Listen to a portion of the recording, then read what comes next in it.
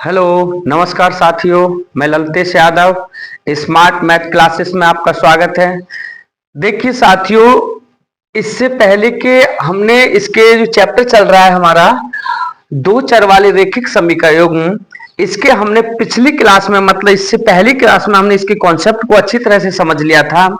और आज इससे जो दो चर वाले रेखिक समीकरण है, इसके कुछ महत्वपूर्ण क्वेश्चन बनाते हैं। ठीक है साथियों, यानी इससे पहले की जो हमने वीडियो बनाई थी, जो क्लास की थी, उसमें हमने इसके कॉन्सेप्ट को अच्छी तरह से समझ लिया था। ठीक है साथियों, और आज इसके कुछ महत्वपूर्ण क्वेश्चन बनाते हैं जो एग्जाम के पर्पज से बहुत ज्यादा महत्वपूर्ण हैं। ठीक है साथियों, तो आज पहला क्वेश्चन है, उसको समझते हैं। ठीक है साथियों, तो आज का पहला क्वेश्चन है, उसको समझते हैं। देखिए, आज का जो पहला क्वेश्चन है उसको लिखा हुआ है, नंबर 1 लिखा हुआ है पहला क्वेश्चन, प्रश्न 1 मतलब क्वेश्चन नंबर 1। ठीक है साथियों, ये लिखा हुआ है, सिद्ध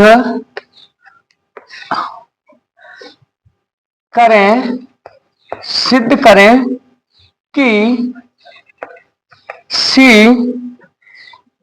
का एक ऐसा मान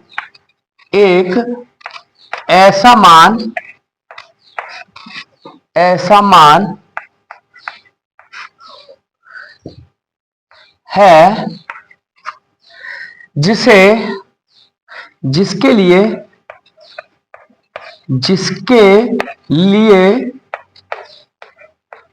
जिसके लिए निकाय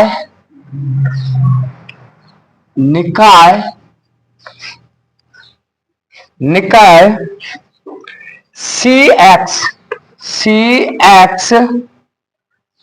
प्लस 3Y, फिर उसके बाद में दिया है बराबर C minus 3, 12X plus CY बराबर C के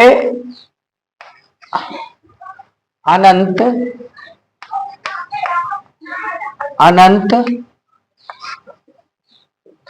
अनेक हल होते हैं। ठीक है साथियों, और इसमें लिखा है इस मान को ज्ञात कीजिए। इस मान को ज्ञात कीजिए। ठीक है साथियों, ये क्वेश्चन है। देखिए समझते हैं बहुत अच्छी तरीके से साथियों।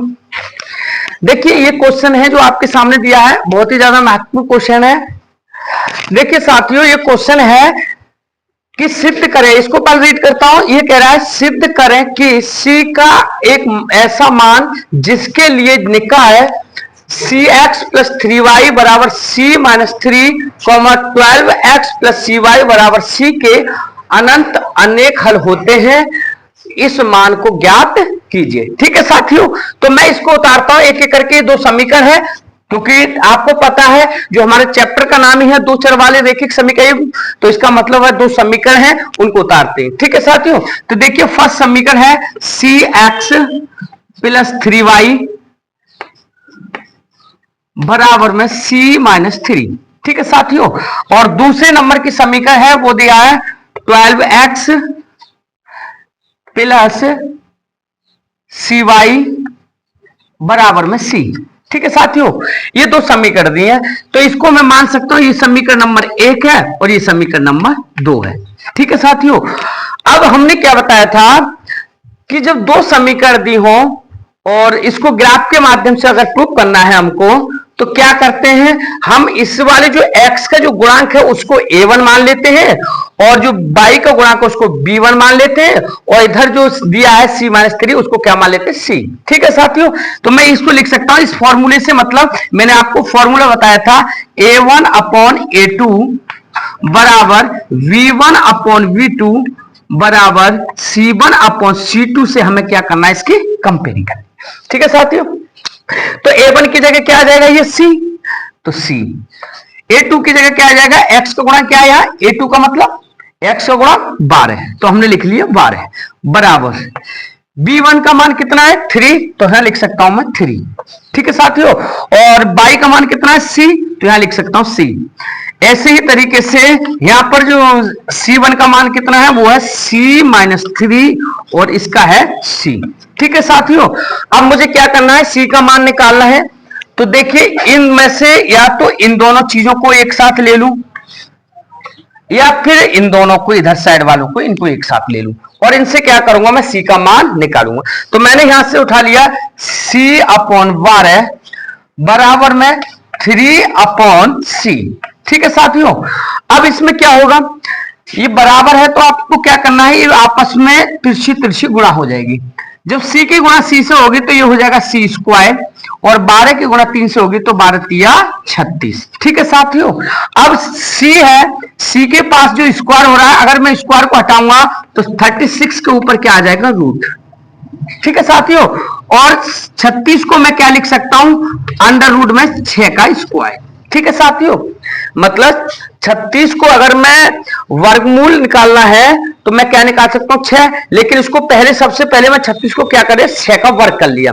अब जो वर्ग किया है, इस 2 की वजह से, इस वर्ग की वजह से रूट कैंसिल हो जाएगा। ठीक है साथियों, तो यहां पर क्या बचेगा, 6C बराबर 6, और यही क्या है हमारा मान।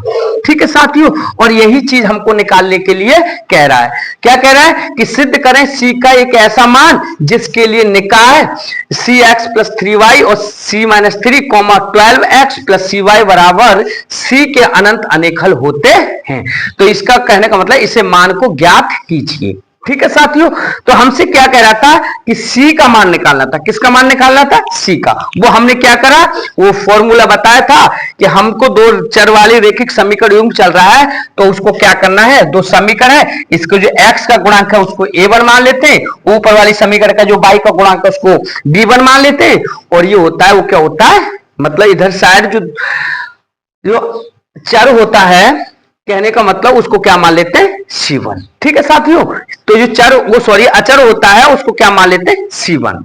ठीक है साथियों, तो इसको मैंने मान लिया अचर को, मतलब क्या मान लिया, C1, वो C1। ठीक है साथियों, अब जो दूसरी समीकरण है, दूसरी समीकरण में जो x का गुणांक होता है उसको क्या मानते हैं, A2, और जो y का गुणांक होता है उसको क्या मानते हैं, B2। इसी तरीके से जो अचर है, और अचर में क्या दे रखा है, C, यानी तो इसको क्या मानते हैं हम, C2। ठीक है साथियों, तो हमने इस तरीके से इनके मान रख लिए, A1/A2, B1/B2 और C1/C2 का मान रख लिए कि A1 का मान कितना है, C, तो C लिख लिया, A2 का मान 12 तो 12, इसी तरीके से इनके सबके मान रख लिए। और हमने इन दोनों चीजों को लेकर के, चाहे इन दोनों को लेकर के कर लो, चाहे इन दोनों को लेकर के कर लो, मान एक ही आएगा। ठीक है साथियों, हमने क्या करा, इसी को दो चीजों को उठाया, तो यहां से C1/12 बराबर 3/C, और इनका क्या कर दिया, आपस में तिरछी तिरछी गुणा हो गई, और C का C से स्क्वायर हो गया, 12×3 = 36। ठीक है साथियों, और इस तरीके से 36 का स्क्वायर कर लिया, वो 6 बाहर आ गया रूट कैंसिल करके। ठीक है साथियों, तो इस सवाल को हमने अच्छी तरह से भली भांति समझ लिया है साथियों। ठीक है, तो इसके बाद में एक अगला क्वेश्चन और देखते हैं, बहुत ही ज्यादा मोस्ट इंपोर्टेंट है साथियों, बहुत जरूरी है। ठीक है, तो पहले मैं इसको रफ कर देता हूं। ठीक है साथियों, तो पहले इसको रफ करते हैं, फिर उसके बाद में अगला क्वेश्चन देखते हैं। देखिए अगला क्वेश्चन क्या, उसको समझते हैं।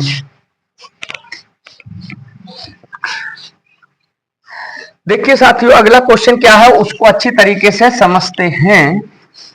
पहले मैं इसको रफ कर देता हूं अच्छी तरह से। अब देखिए इसमें कह रहा है, 2 नंबर के क्वेश्चन है, 2 नंबर का मतलब दूसरे खंड का क्वेश्चन है। इसमें कहा है कि अनुपातों A1/A2, अनुपात इसने दिया है, अनुपातों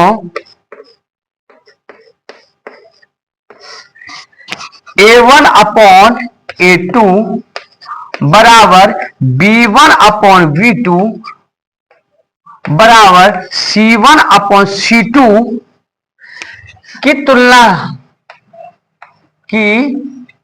तुलना कर ज्ञात कीजिए, ज्ञात कीजिए। ठीक है साथियों, कि निम्न समीकरण ज्ञात कीजिए कि निम्न समीकरण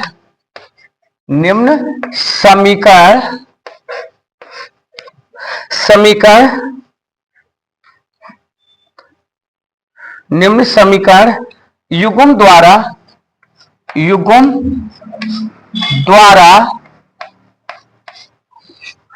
निरूपित रेखाएं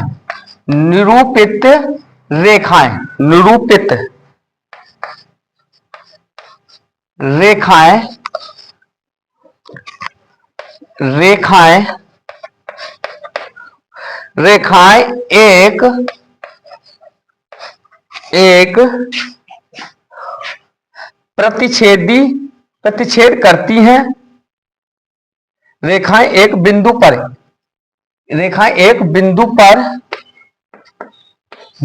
पर प्रतिच्छेद करती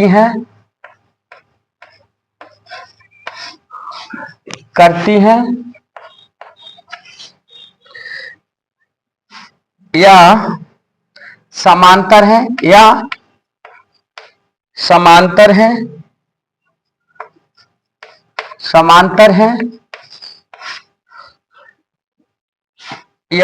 अथवा संपाती हैं। ठीक है साथियों, और इसका पहला क्वेश्चन है उसको समझते हैं। देखिए क्या है, पहला ही दिया है, दूसरे खंड का पहला क्वेश्चन है उसको समझते हैं। देखिए एक क्वेश्चन दिया है फर्स्ट, इसने दिया है 5x माइनस के 4y और प्लस का 8 बराबर 0। ठीक है साथियों, इसी तरीके से दूसरी समीकरण है इसकी 7x प्लस 6y और माइनस के 9 बराबर 0। ठीक है साथियों, देखिए यहां पर क्या करा है इसको समझते हैं अच्छी तरीके से भली भांति। देखिए ये कह रहा है, पहले इसको रीड कर लेते हैं। अनुपात A1/A2 बराबर V1/V2 बराबर C1/C2 की तुलना कर ज्ञात कीजिए कि निम्न समीकरण द्वारा निरूपित रेखाएं एक बिंदु पर प्रतिच्छेद करती हैं या समांतर हैं अथवा संपाती हैं। ठीक है साथियों, इसका कहने का मतलब है आपको क्या करना है, इस समीकरण को A1/A2, B1/B2 और C1/C2 से तुलना करनी है और इसके बाद बताना है कि ये प्रतिच्छेदी करती है कि संपाती है या समांतर है। ठीक है साथियों, तो करते हैं। ठीक है, तो हम पहले डाल देंगे इसका क्या सॉल्यूशन। देखिए हल डाल देंगे यहां पर, और हल डालकर हम इसको सॉल्व करना शुरू करेंगे। तो देखिए साथियों कैसे करते हैं। मान लीजिए इसको तुलना किससे करनी है, A1/A2, B1/B2 और C1/C2। यानी A1 का मान हम निकालना चाहें तो इसमें क्या हो जाएगा, देखिए A1 बराबर कितना है 5, और B1 का मान निकालें तो क्या हो जाएगा, B1 का मान कितना है -4। अब C का मान ज्ञात करें तो C1 बराबर कितना है 8, कितना है 8। इसी तरीके से यहां से देखते हैं A2 का मान, यानी A2 का मान क्या है, तो A2 बराबर दे रखा है 7। B2 का मान कितना है, तो B2 बराबर दे रखा है ये वाली 6, और C2 बराबर कितना हो जाएगा -9। ठीक है साथियों, ये समझ गए हो गया आप। अब हमको क्या करना है, उसी की तरह A1/A2 फॉर्मूला लगा देना है, B1/B2 और C1/C2। ठीक है साथियों, अब यहां पर क्या करना है, हमें अपने मान पुट कर देने हैं। तो देखिए मान पुट करते हैं तो मान क्या होगा, यहां पर A1 की जगह कितना है 5, तो यहां लिख देता हूं मैं 5। A2 का मान 7, तो यहां लिख देता हूं 7 बराबर B1 का मान कितना -4, तो यहां आ जाएगा -4। ठीक है, और B2 का मान कितना है 7, B2 का मान है 6, तो यहां लिख दूंगा मैं 6। ठीक है साथियों, और यहां से आएगा C1 का मान, C1 का मान कितना है 8, तो 8 और C2 का मान है माइनस के 9। ठीक है साथियों, देखिए हमने A1 का मान 5 है, B1 का मान माइनस के 4 है और C1 का मान कितना है 8। ठीक है, फिर है A2 का मान कितना 7, B2 का मान कितना है 6। ठीक है, B2 का मान 6 और C2 का मान कितना है माइनस के 9। ठीक है साथियों, ये सब लिख लिए। अब देखते हैं क्या होता है।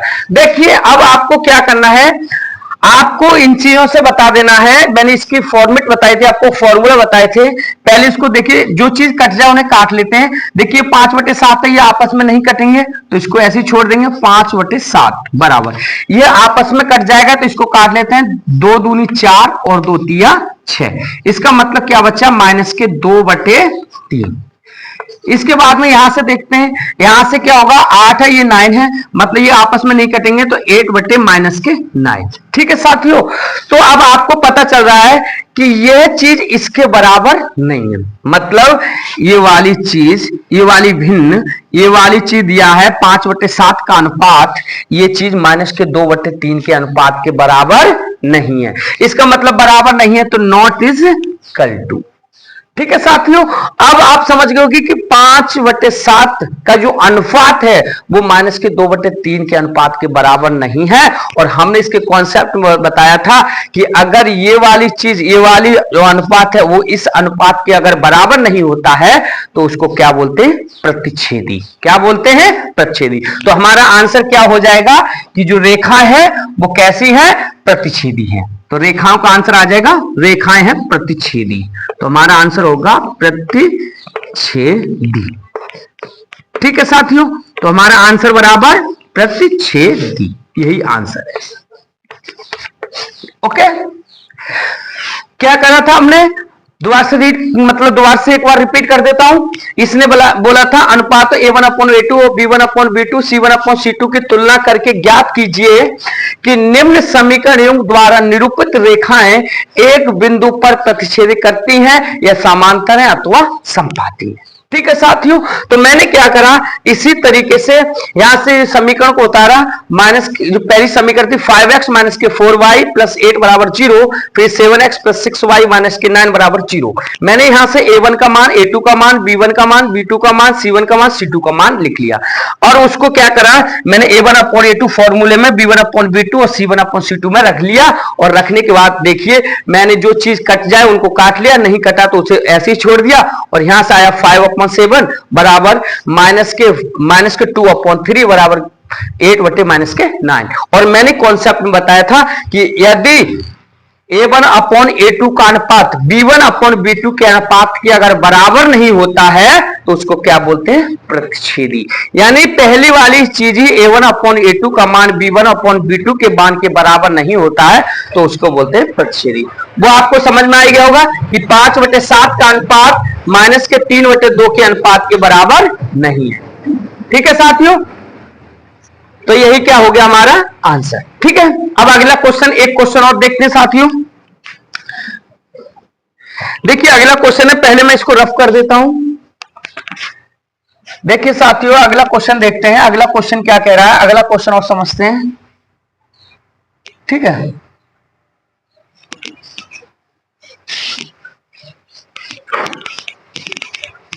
देखिए साथियों अगला क्वेश्चन है हमारा, अगला क्वेश्चन और समझते हैं। अगला क्वेश्चन क्या कह रहा है, अगला क्वेश्चन कह रहा है, इसको समझते हैं। देखिए अगला क्वेश्चन कह रहा है कि A1/A2 और B1/B2 की तुलना करते हुए, देखिए भैया अगला क्वेश्चन है तीसरा, इसमें कह रहा है A1/A2 और B1/B2 और C1/C2 की तुलना करते हुए,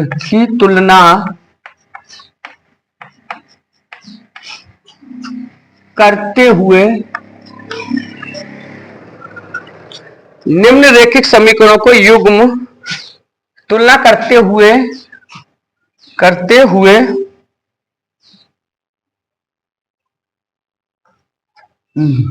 तुलना करके A1/A2, B1/B2 और C1/C2 की तुलना करके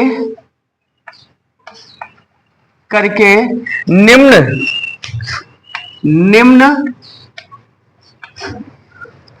रेखिक समीकरण के युग्म संगत या असंगत है। निम्न रेखिक समीकरण के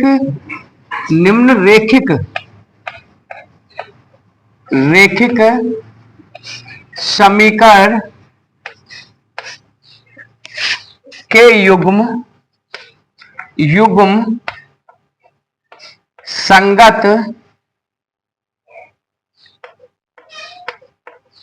संगत है या असंगत। ठीक है साथियों, असंगत। इसका मतलब है, पहले क्वेश्चन को उतार लेता हूं साथियों। पहले नंबर का इसका क्वेश्चन है, मान लीजिए इसने क्वेश्चन दिया है 3/2x प्लस 5/3y बराबर 7, और दूसरी समीकरण लिखी है इसने 9x माइनस के 10y बराबर 14। ठीक है साथियों, बराबर 14। देखिए इसको समीकरण नाम 1 दे दूंगा, इसको समीकरण नाम 2 दे दूंगा। ठीक है साथियों, इसको सॉल्व करते हैं। ठीक है, तो देखिए साथियों, पहले इसको एक बार रीड कर लेते हैं। इसमें लिखा हुआ है A1/A2 बराबर B1/B2 बराबर C1/C2 की तुलना करके निम्न रेखिक समीकरण के युग्म संगत हैं या असंगत हैं, ये आपको बताना है, ज्ञात करना है। क्या करना है? संगत है या असंगत है, ज्ञात कीजिए। ठीक है साथियों, तो इसको ज्ञात करते हैं। तो देखिए, मान लीजिए ये दो समीकरण दी हैं, एक 3/2x प्लस 5/3y बराबर 7, ये समीकरण नंबर 1 है। ये 9x माइनस 10y बराबर 14, ये समीकरण नंबर 2 है। ठीक है साथियों, तो मैं यहां पर इनको सॉल्व करूंगा तो यहां डाल दूंगा हल। क्या डालूंगा? हल बराबर, देखिए साथियों, यहां से मैं क्या करूंगा, यहां से इनके मान लिख लेता हूं कि A1 बराबर मान कितना है, A1 बराबर मान है 3/2। B1 बराबर मान कितना है, तो B1 बराबर मान है 5/3, और C बराबर कितना है, C बराबर है 7। ठीक है साथियों, इसी तरीके से यहां से लिख लेता हूं A2 बराबर मान कितना दे रखा है, तो A2 बराबर 9, और B2 बराबर जो मान होगा वो होगा माइनस का 10, और फिर है C2, तो C2 बराबर कितना हो जाएगा, बराबर का 40। ठीक है साथियों, और अब क्या करना है, हमें उसी फॉर्मेट में रख देना है, उसी फॉर्मूले रख लेना है, A1/A2 और बराबर में B1/V2 बराबर में C1/C2। इससे क्या करनी है, हमें तुलना करनी है। ठीक है साथियों, तो देखिए करते हैं। यहां पर A1 का मान कितना है, A1 का मान है 3/2, तो यहां पर रख सकता हूं मैं 3/2, और बटे में कितना है 9, कितना है 9। फिर इसी तरीके से B1 का मान कितना है, तो B1 का मान है 5/3, और बटे में कितना है माइनस के 10। ठीक है साथियों, इसी तरीके से आगे क्या करना है, C1 का मान है 7, और C2 का मान है 14। ठीक है साथियों, ये बात समझ गए होगे आप। अब देखिए ये वाली जो भिन्न है, इसको ये 9 क्या कर रहा है, भाग कर रहा है। क्या कर रहा है, भाग। और जब भाग कर रहा है तो क्या करते हैं, हमको पता है, आपने छोटी क्लास में पढ़ा होगा, जब कोई एक भिन्न दूसरी भिन्न को भाग करती है तो गुणा में जब बदलते हैं उसको, तो एक भिन्न क्या होती है, पलट जाती है। ठीक है साथियों, लेकिन इसके नीचे कुछ नहीं, तो उसके नीचे 1 मान सकते हैं आप। ठीक है, तो किस तरीके से हो जाएगी, मतलब एग्जांपल से समझा रहा हूं, ये 3/2 है, और इसको मैं ये नीचे वाला जो 9 है ये भाग कर रहा है, अगर मैं उसको गुणा में बदलूंगा तो इसके नीचे कुछ नहीं है, तो वो 1 ऊपर आ जाएगा और 9 नीचे आ जाएगा, और 9 नीचे आ जाएगा। तिरछे आपस में जो कटने हैं उन्हें काट लो, तो 3 से 3 कट जाएगा, 3 3 9, यानी कुल मिलाकर 1/6 क्या आ जाएगा इसका सॉल्यूशन। यानी कुल मिलाके यहां पर जो आया है वो कितना आएगा, अब कटने के बाद में 1/6। बराबर। इसी तरीके से 5/3 है और ये क्या माइनस के 10। तो आप क्या कर सकते हैं, 5/3 को क्या कर रहा है, ये भाग कर रहा है, तो भाग को गुणा में बदलूंगा तो 10 क्या होगा, 1 ऊपर आ जाएगा और माइनस के 10 नीचे, और काटने पर 5 एकन 5, 5 दूनी 10। ठीक है, इसका मतलब यहां से 1 एकन 1 और 3 दूनी 6। यानी साथियों आपको बता रहा हूं, कुल मिला के काटने पर क्या आ गया, यही चीज आ गई क्या, 1/-6 बराबर इधर क्या है, 7 एकन 7, 7 दूनी 14, यानी 1/2। ठीक है साथियों, यानी अब हमको क्या करना है, अब ये देखना है, मैंने आपको पहले ही कॉन्सेप्ट में बताया था कि जो A1/A2 का अनुपात है वो B1/B2 के अनुपात के अगर बराबर होता है तब तो फिर अगली चीज चेक करेंगे, लेकिन अगर ये बराबर ही नहीं बैठता है तो यहां पर A1/A2 मतलब इस A1/A2 का जो अनुपात है अगर B1/B2 के अनुपात के अगर बराबर नहीं होता है तो उसको क्या बोलते हैं, प्रतिच्छेदी। और प्रतिच्छेदी होता है तो उसके कितने हल होते हैं वो मैंने आपको बताया था, एक हल होगा जिसको अद्वितीय हल बोलते हैं, और अद्वितीय हल होगा तो उसको क्या बोल सकते हैं हम, संगत। क्या बोल सकते हैं, संगत। तो इसी तरीके से 1/6 बराबर 1/-6 के बराबर नहीं है, क्योंकि ये तो प्लस का ये माइनस का है, और यहां पर 1/2 इसके बराबर वैसे भी नहीं है, तो हम तो यही चेक करते हैं, तो ये इसके बराबर नहीं है, तो नॉट इज इक्वल टू। इसका मतलब ये किसको दर्शा रहा है, प्रतिच्छेदी को, और प्रतिच्छेदी को दर्शा रहा है, ग्राफ प्रतिच्छेदी को दर्शा रहा है, तो इसका मतलब हो गया कि इसका कोई मतलब, इसका मतलब प्रतिच्छेदी को दर्शा रहा है, तो इसका कितना हल होंगे, एक, और एक हल होगा तो इसको क्या बोल सकते हैं हम, संगत। यानी इसने यही पूछा है कि ये संगत है या असंगत, तो हम इसका आंसर क्या हो जाएगा, संगत। ठीक है साथियों, तो इसका आंसर क्या होगा, संगत, और यही क्या है आपका आंसर। ओके सर, ठीक है, तो आपने ये चीज समझ ली होगी अच्छे से। एक बार दोबारा से रिपीट कर देता हूं। देखिए इसने कहा था A1/A2 बराबर B1/B2 बराबर C1/C2 की तुलना करके निम्न रैखिक समीकरण के युग्म संगत है या असंगत है ज्ञात कीजिए। हमने क्या करा है, दो समीकरण दे रखी है, 3/2x + 5/3y बराबर 7, ये समीकरण नंबर 1 ले लिया, मान लिया, और ये है 9x - 10y बराबर 14, ये समीकरण नंबर 2 मान लिया। ठीक है साथियों, हमने यहां से सॉल्व करना शुरू किया, हल डाल दिया, यहां से A1 का मान निकाल लिया 3/2, B1 का मान निकालिए 5/3 और C1 का मान निकालिए 7। इसी तरीके से A2 का मान 9, B2 का मान -10 और C2 का मान 14 हमने इसी फॉर्मूले में फिट कर दिया, A1/A2 B1/B2 बराबर C1/C2 में रख दिया, तो यहां से 3/2 में 9, 5/3 में -10 और बराबर 7/14। इसको जब सॉल्व किया तो ये आ गया 1/6 बराबर 1/-6 बराबर 1/2, और हमें पता चल रहा है कि 1/6 का अनुपात माइनस के 1/6 के बराबर नहीं है। जब नहीं है तो ये क्या दर्शा रहा है, प्रतिच्छेदी को, और प्रतिच्छेदी को दर्शा रहा है तो प्रतिच्छेदी का मतलब होता है उसका एक हल होता है, मतलब अद्वितीय हल होता है, वो क्या होता है, संगत। और हमसे यही पूछा है कि ये संगत है या असंगत, तो इसका एक हल होगा तो ये क्या होगा, संगत।